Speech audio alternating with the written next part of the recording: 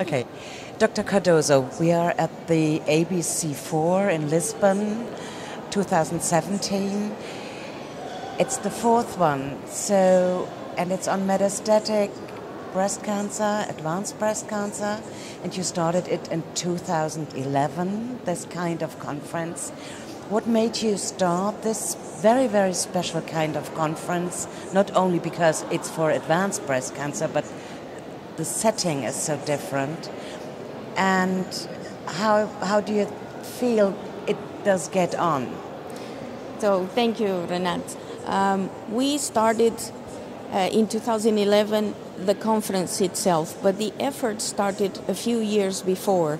So around 2006, there were the presentation and publication of two very important surveys called the Bridge Survey and Silent Voices.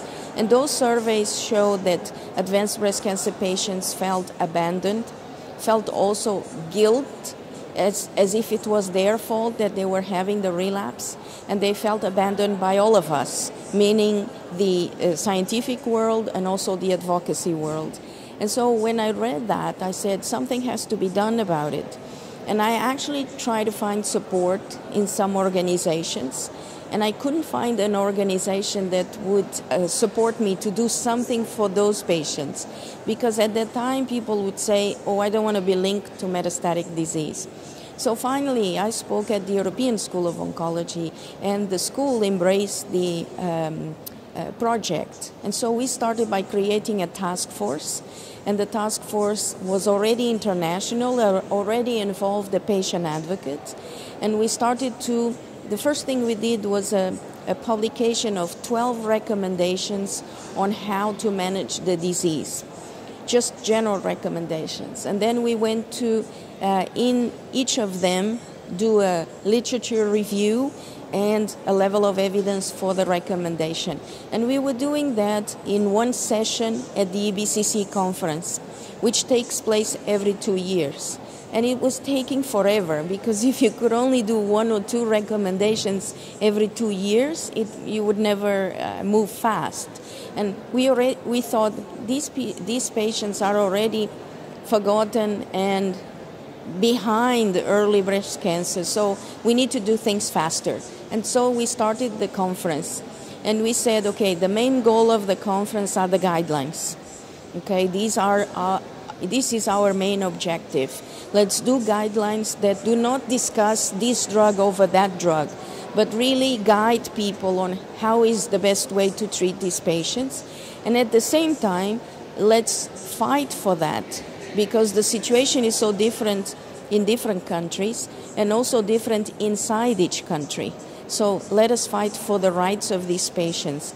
And we also said these guidelines will have the patients as a full partner.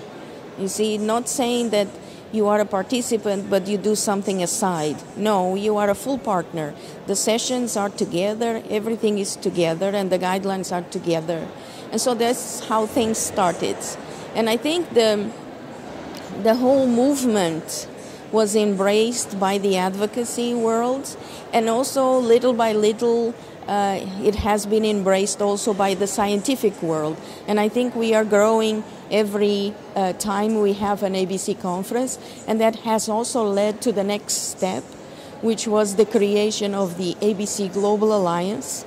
And already the Alliance has written down a charter with 10 objectives for the next 10 years. So things that can be concrete and can be achieved in the next 10 years. So the whole goal is to advance things faster for 2 reasons.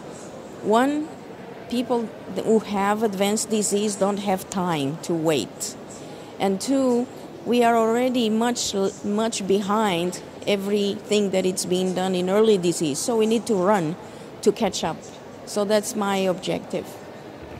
So thank you very much for all your effort. And I think it's also special that at this conference, advocates and physicians work very close together, which we don't have at other breast cancer conferences this way. Yes. So, And it's a main objective that you are our close partners and equal partners, because you have to look into with different eyes for an incurable disease. We always say that you need quantity and quality of life, but to do that balance, you need the voices of everyone involved, and most of all, the person who is in the center is the patient. thank you very much, Fatima. Thank you.